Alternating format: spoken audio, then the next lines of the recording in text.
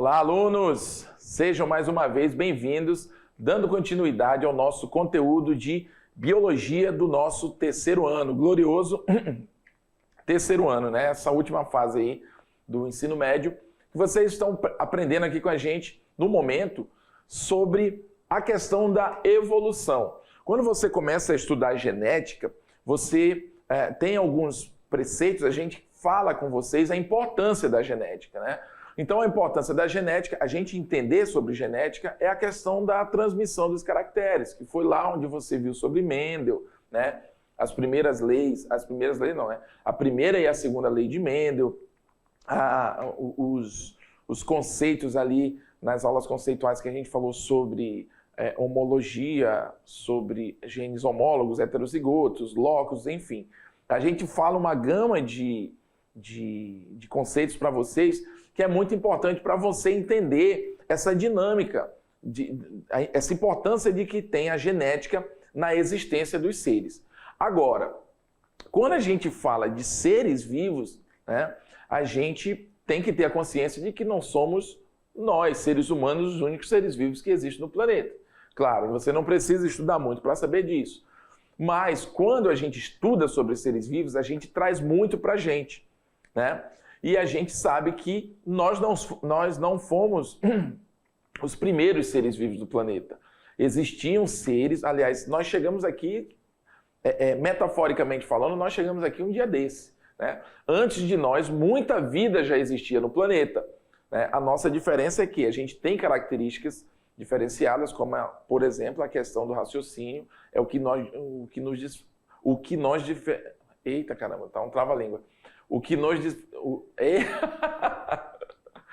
que diferencia a gente dos outros animais, dos outros seres, é a nossa capacidade de raciocínio, faz a gente viver de forma diferente, tá bom? Agora, quando a gente fala de evolução da vida, a gente vai encontrar uma coisa interessante. Quais foram os primeiros seres vivos? Foram bactérias.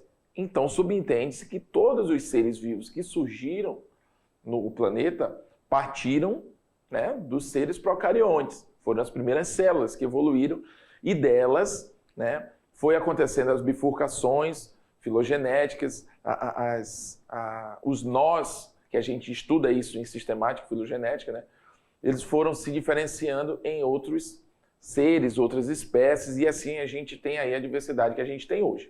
Mas na aula de hoje a gente vai tratar disso aqui, ó. Vamos falar sobre evolução. Joga na tela aí. Evolução biológica e teoria sintética, né, da evolução. Na evolução biológica a gente tem o quê? A evolução da vida. A gente vai discutir sobre isso. E a teoria sintética da evolução também é conhecida como um outro nome, chamado neodarwinismo. Tá bom, pessoal? Por que a gente vai buscar o nome de Darwin? Você percebe que o nome do Darwin ele está aqui, inserido aqui, ó. Darwin, né? Ou seja, darwinismo. Ou seja, é algo que deriva dos estudos de Darwin, né? Que tem a ver, podemos dizer assim. Por quê? A teoria sintética, pessoal, da evolução nada mais é do que as ideias de Darwin, tá bom? Que é considerado ali o pai da evolução, aplicadas com os contextos de hoje. Ou seja, quando Darwin chegou às conclusões dele, olha aqui para mim, quando Darwin chegou às conclusões dele, lá com relação à teoria da evolução, ele não tinha o aparato técnico que tem hoje, né? Então, com o passar do tempo, a tecnologia foi avançando e foi confirmando algumas coisas, né? As teorias de Darwin. Então, hoje a gente analisa a teoria de Darwin, mas, claro, não só com a questão lá das tartarugas de Galápagos, enfim, dos estudos primitivos dele. A gente acaba tentando validar essa teoria usando o contexto atual, que, diga-se de passagem, a gente sabe que já evoluiu muito o conhecimento, tanto na parte de genética, tanto na parte da biotecnologia, enfim, a ciência como um todo. E os conhecimentos de, por exemplo, Mendel, agora já são com mais propriedades aplicados sobre as teorias de Darwin. Como assim, professor? Olha lá. Mendel afirmava que as características passavam de um indivíduo para o outro. Legal. Paralelo a isso, Darwin afirmava que os seres vivos se adaptavam aos ambientes, né? Então, Darwin, sem querer, ele estava falando que existia fatores genéticos que propiciavam aquele ser se adaptar a algum lugar. Só que ele não citava nada de genética, porque não se conhecia esse mecanismo. Esse mecanismo estava sendo estudado por Mendel. Então, um estudo de um completou o outro, né? O estudo de Mendel serviu para validar as teorias de Darwin. E as teorias de Darwin servia como uma espécie de exemplo aonde as teorias de Mendel se aplicavam. Então, os dois tinham corroboravam os estudos dos dois, entendeu? Então, a gente pode dizer que com o passar do tempo, tanto a parte do Mendel quanto a parte do Darwin foram evoluindo, os conhecimentos foram aumentando, e hoje, claro, a gente não tem só as ervilhas lá do Mendel para estudar genética, para tirar exemplos de genética, assim como a gente não tem só as observações de Darwin para entender a evolução. A gente tem muito mais coisas que podem ser analisadas. Beleza? Então vamos lá. Começando a aula, joga na tela, falamos aí dos pontos que vão ser abordados, né? Evolução biológica, que é a evolução da vida, e a teoria sintética da evolução, que a gente vai estar falando sobre isso. Tá bom? Que é o mesmo que neodarwinismo. A teoria sintética da evolução é a mesma coisa que o neodarwinismo. Então vamos lá. Evolução biológica, tá? Como eu disse, a gente tem aí um ancestral, os procariontes, que foram os primeiros seres a surgir no ambiente aquático, e dali deduz-se que as outras vidas foram surgindo, tá? Então vamos lá. O sentido de evolução como processo biológico de transformação só surgiu no século XIX, né? Só surgiu no século XIX o quê? Justamente com a consolidação do que Darwin falava sobre as teorias da evolução, né? A evolução biológica corresponde ao processo de quê? De modificação e adaptação das espécies ao longo do tempo. Então, no que diz respeito à evolução biológica, uma espécie ela não surgiu simplesmente em um determinado ponto do planeta. Essa espécie ela precisou se adaptar para ela existir ali. É como se ela fosse de uma forma mais primitiva e as condições daquele local fizeram com que essa espécie criasse mecanismos, né, modificações genéticas que pudessem validar a vida dela nesse determinado contexto ali onde ela se encontra, né? Então podemos dizer que a atual diversidade de seres vivos é resultado do processo de quê? De transformação e adaptação. É o que eu acabei de falar, das espécies em diferentes ambientes, tá bom? Constituindo a evolução biológica. Eu vou te dar um exemplo bem bobo aqui, pessoal, mas vai fazer você entender. Você pode até deixar na tela aqui junto comigo o conteúdo para ficar ali fixado na mente do pessoal. Vamos supor, joga aqui na tela comigo, pode ser? O conteúdo? Vamos supor, isso, beleza, tá aqui. Você está no escuro, né? Vou te deixar numa sala, no escuro, e tem determinados móveis. O escuro dessa sala é totalmente escuro, não existe uma brecha de luz que faça você conseguir entender o que está à sua volta. E você precisa pegar alguns objetos em cima de cada cômoda desses móveis que tem nessa sala.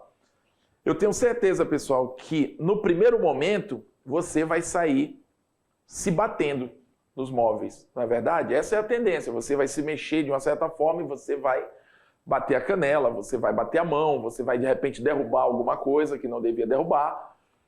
Mas depois de uns 3 a 5 minutos que você estiver dentro dessa sala, que você estiver se movimentando, você começa a fazer uma leitura mental, você não está enxergando, né?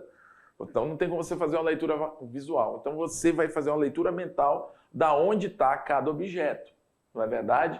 E com certeza depois de uns 5 a 10 minutos você não vai estar mais cometendo os mesmos erros que você cometeu logo que apagou a luz, digamos assim. Tá? É um exemplo bem simples que eu estou te dando.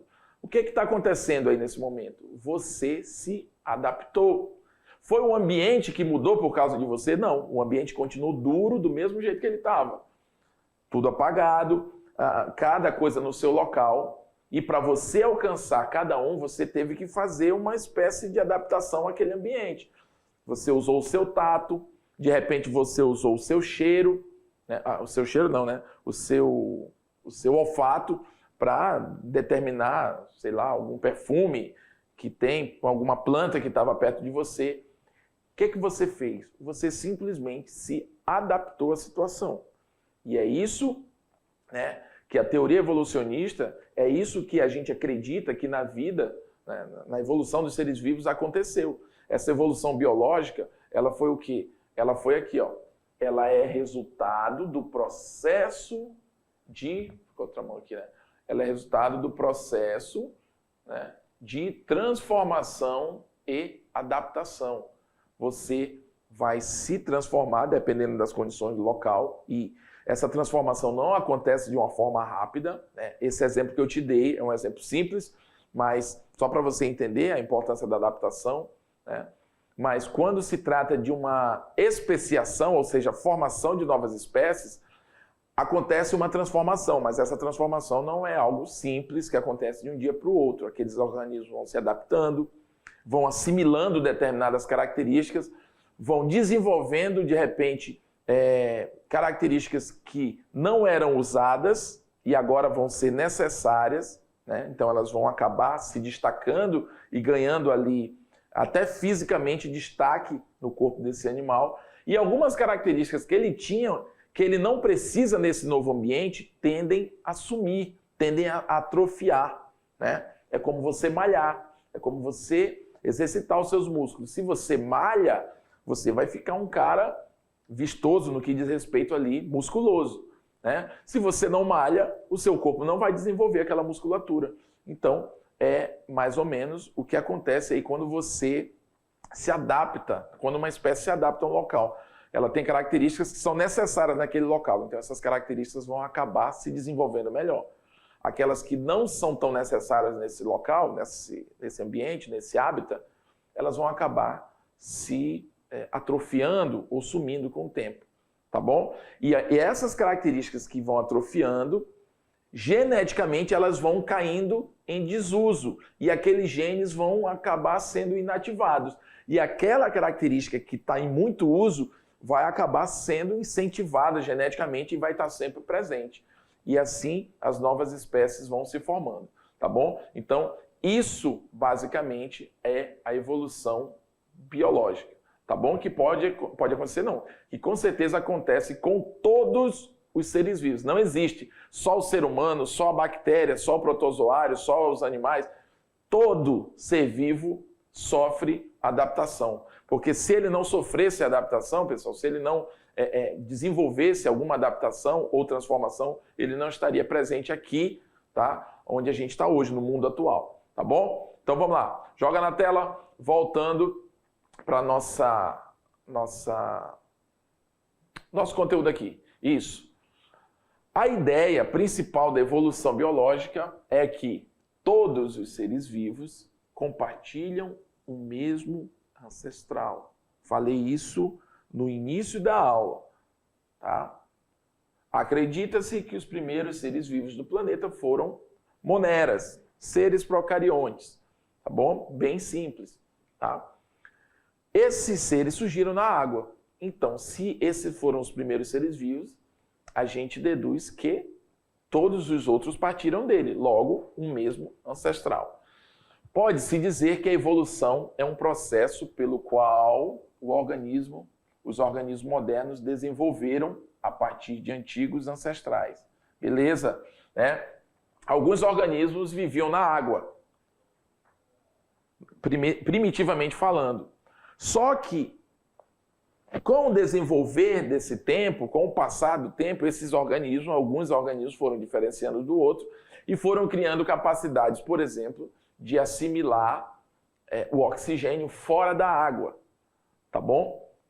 isso vai fazer com que esses organismos tenham órgãos, estruturas que consigam assimilar esse oxigênio, por exemplo. Os organismos dentro da água, eles tinham mecanismos que permitiam a assimilação do oxigênio dentro da água. Por que eu estou falando do oxigênio? Porque a chegada do oxigênio foi um dos elementos que permitiu com que a vida se expandisse fora do ambiente aquático, tá bom? Então, alguns seres conseguiram evoluir para ambientes que não necessitavam da água. Eles conseguiam assimilar oxigênio, por exemplo, do ar direto da atmosfera. Já muda o tipo de respiração, né? Você sabe que, por exemplo, seres hoje em dia que vivem dentro da água são respiração branquial, os que vivem aqui fora são respiração pulmonar, por exemplo. Você percebe? Mecanismos diferentes para diferentes ambientes. Porém, os ancestrais são comuns, ou são antigos ancestrais que foram se desenvolvendo e adquirindo novas transformações baseado nos tipos de ambiente em que eles precisavam sobreviver, tá bom? Então aí a gente tem o quê? A teoria sintética da evolução, que vem ser o quê que eu falei? A mesma coisa que o neodarwinismo. Analisando assim ao pé da letra, pessoal, neo vem de novo, darwinismo vem da questão de ser relacionado às teorias de Darwin. Então, neodarwinismo é como se eu estivesse falando novas formas de aplicação das teorias de Darwin, tá bom? Como eu disse no início da aula, a ciência evoluiu muito, o conhecimento, né, evoluiu muito, então, embora exista essa evolução, as teorias de Darwin ainda servem como base para a evolução, só que agora aplicada a conhecimentos novos, tá? Então, o que mais? A gente vai ter, joga na tela aqui para eu não me perder, por favor. Então, antigamente, existia o quê? A ideia de que as espécies seriam fixas. Olha que coisa, pessoal. Imutáveis. Foi defendida por filósofos gregos essa ideia. Como que é isso, pessoal? É uma teoria que a gente chama de fixista. Essa teoria fixista, ela acredita ou afirma que os seres vivos, eles chegaram aqui feitos, tá bom? E passaram de alguma forma a se desenvolver baseado nas suas dificuldades, ó. A teoria fixista, ou os fixistas, eles acreditavam que as espécies vivas já existiam desde a origem do planeta. Olha que coisa, pessoal. Tá? E a extinção de muitas dessas ocorreu por meio de eventos especiais, como, por exemplo, catástrofes que teriam exterminado grupos inteiros de seres vivos, como, por exemplo, a gente teve lá, segundo as teorias, né, os estudos, por exemplo, o meteoro, que eliminou lá os dinossauros, né? Tsunamis que aconteceram há milhões de anos atrás, que muitas vezes a gente nem tem conhecimento, mas podem ter mudado a dinâmica da situação. Mas o que é interessante? E ao mesmo tempo, soa como um absurdo para a gente, né? Eles acreditavam que as vidas já estavam prontas desde quando o planeta começou, né? Essas vidas primitivas. E elas acabaram, como é que eu vou dizer? Sendo exterminadas por grupos, por acontecimentos naturais, né? E de uma certa forma ali, selecionando quem conseguisse sobreviver. Então o filósofo grego Aristóteles, né, que ele foi um estudioso, ele não admitia a ocorrência de transformação das espécies, ou seja, a espécie nasceu daquele jeito e um dia ela sumiu, ela vai sumir daquele jeito. Então ele acreditava que os organismos eram distribuídos segundo uma escala que ia do mais simples ao mais complexo, né? O fato de uma bactéria ser simples, o fato de um ser humano ser mais complexo, o fato de um protozoário, um fungo, vamos dizer, que é um pouquinho mais complexo do que a bactéria, né? Eles foram feitos daquele jeito, eles apareceram no planeta daquele jeito, eles não evoluíram de alguma coisa. É isso que eles acreditavam. E Aristóteles, que é um grande filósofo grego, muito respeitado, tá? Quando a gente fala desses gregos, desses grandes estudiosos, pessoal, Por mais que as teorias deles não sejam válidas até hoje, mas eles eram grandes estudiosos daquela época e eles levantavam, a opinião deles era muito importante, né? Então eles eram fonte de informação. Cada ser vivo nessa escala tinha seu lugar definido. Essa é a visão, né, aristotélica, que perdurou por cerca de 2000 anos. Olha que interessante, pessoal. Por mais que isso soe absurdo hoje para a gente, mas na época, para você ver como esses caras, esses estudiosos, eram respeitados, né? Eles eram detentores do conhecimento. Então acreditou-se durante aí de 2000 anos, cerca de 2000 anos, que as espécies eram fixas e imutáveis. Ou seja, elas apareceram aqui quando surgiu o planeta e elas não evoluíam. Não existia essa questão de uma espécie surgir da outra, dependendo do grau de dificuldade de sobrevivência em uma determinada área, né? Um determinado ambiente. Tá bom? Então, podemos dizer aí que a visão aristotélica ela era fixista, tá? Ou então a gente pode dizer que essa teoria era o fixismo, ok? Entre os seres vivos e o meio em que vivem há um ajuste, ainda é continuando, uma harmonia fundamental para a sobrevivência. Esses seres, eles chegam no planeta, na opinião deles, e de alguma forma eles conseguiam sobreviver entre si.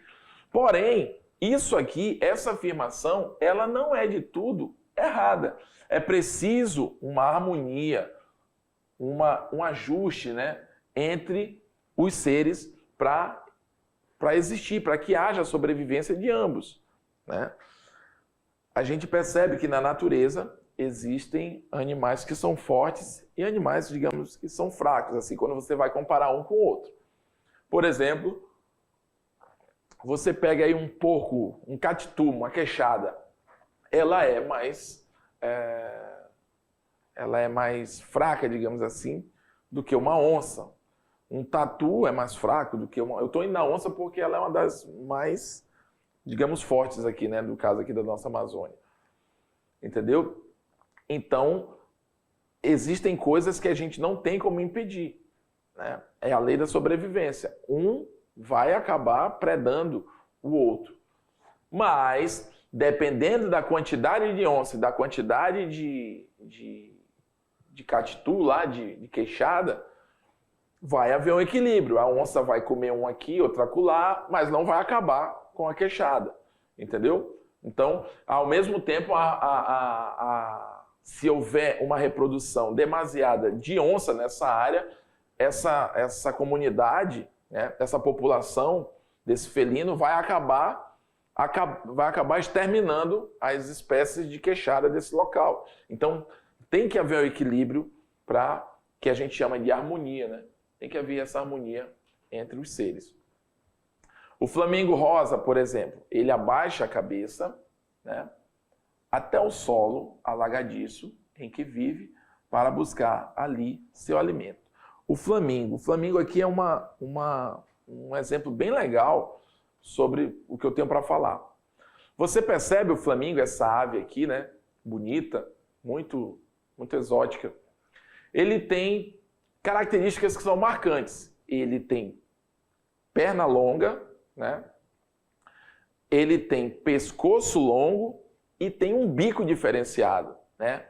Se você prestar atenção, o bico aqui do flamingo, ó, é um bico assim diferente do bico de outras aves que a gente conhece, né? De outros grupos de aves que é mais comum para a gente. Tudo isso, pessoal, são adaptações. Olha que legal, são adaptações para determinadas áreas onde eles buscam alimentação. Ah, mas ele não vive aqui nesse lago onde você está vendo. Ele não vive aqui. Mas em ambientes como esse é da onde ele tira a alimentação dele. Ele usa esses ambientes para se alimentar. Então, o que o corpo dele faz? O que a espécie, né, desse ser vivo faz? Com o passar do tempo, ela passou a se adaptar. Ela passou a sofrer transformações que foram permitindo a sobrevivência dela em determinados ambientes. Foram permitindo que ela conseguisse realizar as atividades vitais, que são, no caso aí, nesse caso aqui, a alimentação. Então, atualmente, né, a gente tem aí os flamingos com essas características que os permitem estar em locais alagadiços.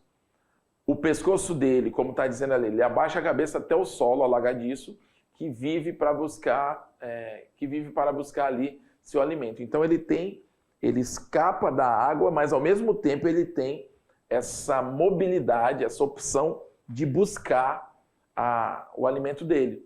Então isso é uma adaptação. É toda ave que você vê com essas características? Não. Porque algumas outras aves não necessitam sobreviver desse habitat, não necessitam sobreviver nessas condições. Se você pega aí, por exemplo, vamos pegar aí um japim, né, que é um passarinho menor, né? O que vai acontecer? Se você soltar ele num ambiente desse, muito provavelmente é capaz dele se afogar, morrer. Porque ele não é adaptado para esse tipo de ambiente. As transformações dele seguiram, né, outros patamares, baseados no tipo de vida que ele leva. Então, você pega o ninho do japim, que é o amarelo da Amazônia, que eu acho mais bonito, é o amarelo do japim. Ele é um amarelo e preto, né, mas aquele amarelo é muito lindo. Aonde que ele faz o ninho dele?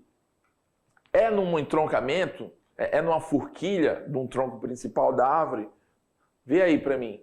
Pensa, você que já viu. Não, ele faz o ninho dele lá na parte mais periférica do galho, lá na ponta, geralmente, né? É bem característico o ninho do japim, porque ali é mais difícil de alguns predadores chegarem, né? Entendeu? E se você for prestar atenção, às vezes até perto de casas de marimbondo, a famosa casa de caba, tem ali perto, né? Por quê? Porque ele usa aquilo também para se proteger, né?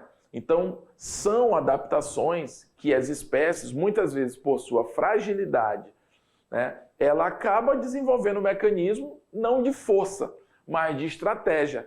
Tudo isso faz parte da adaptação. E as espécies vão se transformando de acordo, né? Mas quando eu falo de transformação, vai ocorrendo, as espécies vão se transformando, eu estou falando, isso leva tempo, pessoal. Quando a gente fala de evolução, não é 1, 2 anos que essa ave vai estar adaptada a um determinado ambiente. Isso vai levar gerações para que ela adquira características, né? Para que ela desenvolva características ideais para aquele ambiente e que ela consiga assimilar isso geneticamente e daí passar a transferir esses genes para que os descendentes dela possuam também essas características e que essa espécie, de fato, comece a se firme, digamos assim, naquele determinado local. Outra aqui, ó, o beija-flor, coisa linda, né? O beija-flor, ele tem o quê? Os bicos longos. Para quê? Para coletar o néctar que está contido lá, muitas vezes, no ovário da planta, né? Na região feminina da planta, que fica lá no fundo da flor. Olha que interessante. Então, como para ele, para essa espécie, né, evolutivamente falando, com o passar do tempo, ele sentia essa necessidade de coletar o néctar dessas plantas, dessas flores. Ele foi, devido às tentativas, devido àquela continuidade de necessidade, o corpo dele vai se transformando e vai se adaptando àquelas regiões, àquelas situações. Lembra que eu falei lá da malhação? Quando você estimula seu músculo, ele vai, né? Você vai ter a hipertrofia, você vai aumentar o músculo da pessoa que malha. Se você não exercita seu músculo, você vai continuar com o seu corpo normal. Metaforicamente falando, isso que acontece na evolução. A adaptação, ela precisa o quê? De estímulo, para que você se adapte, as transformações aconteçam, né? Então você vai estimulando o organismo, ele vai assimilando aquelas características, aquelas necessidades, e o corpo vai se aperfeiçoando naquela atividade. E com o passar do tempo, essa espécie vai adquirindo, vai fixando essas características para que ela sobreviva. Tá bom? Vamos lá. Então, teoria sintética da evolução, que é o neodarwinismo. Ela foi formulada por vários pesquisadores, olha que interessante. Não foi exatamente por Darwin, tá? Por vários pesquisadores durante anos de estudos, tomando como essência as noções de Darwin, tá? Sobre a seleção natural, considerando noções atuais de genética. Então a gente tem dois caras aqui, pessoal. Um já está citado aqui. Outro está bem aqui, ó. Quem é esse cara? Vou colocar aqui. Mendel, né? Ou seja, para a gente confirmar o neodarwinismo, para a gente validar o neodarwinismo, a gente vai buscar ali informações que começaram lá com Mendel, que é a parte genética da história, tá bom? Então, como eu falei no início, as teorias, a teoria sintética da evolução, ela vai aplicar as ideias de Darwin, né? Considerando o quê? As noções de genéticas. Claro que não são exatamente a do Mendel lá atrás, mas foi Mendel que começou a desvendar os mistérios da genética, né? Então, essa coisa de um indivíduo se adaptar a um devido ambiente, é interessante que se entenda que a parte genética também vai proporcionando essas transformações, tá bom? É por isso que eu vou buscar Mendel aí dentro dessa situação. Então, uma evolução, ela remete o quê? Ela remete para o aperfeiçoamento da espécie num determinado local, é o que eu falei ainda há pouco, tá? Passou sem querer. Aperfeiçoamento, crescimento ou desenvolvimento de uma ideia, né? Sistema, costume ou indivíduo. Ou seja, para uma espécie evoluir, para que haja essa evolução, joga na tela aqui, isso. Para que haja essa evolução, eu preciso primeiro me aperfeiçoar. A própria adaptação, isso é um sinônimo, aperfeiçoamento é um sinônimo de adaptação, né? Lembra do exemplo que eu dei lá do escuro?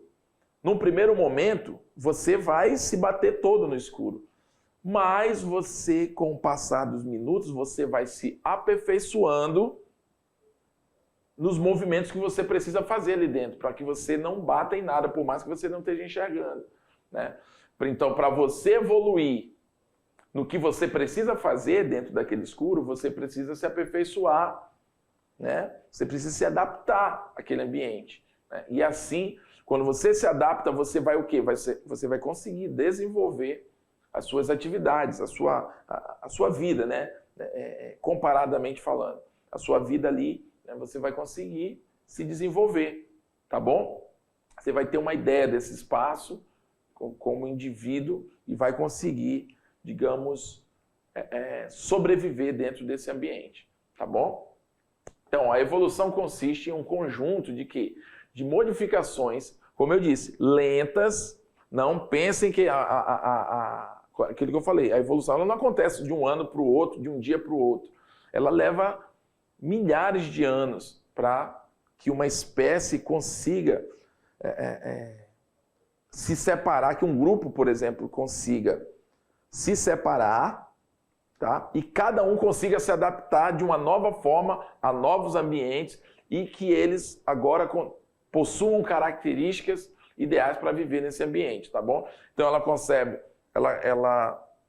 ela vai acontecer de forma lenta em direção ao quê? A um determinado sentido, tá? Que remete para um desenvolvimento gradual e progressivo.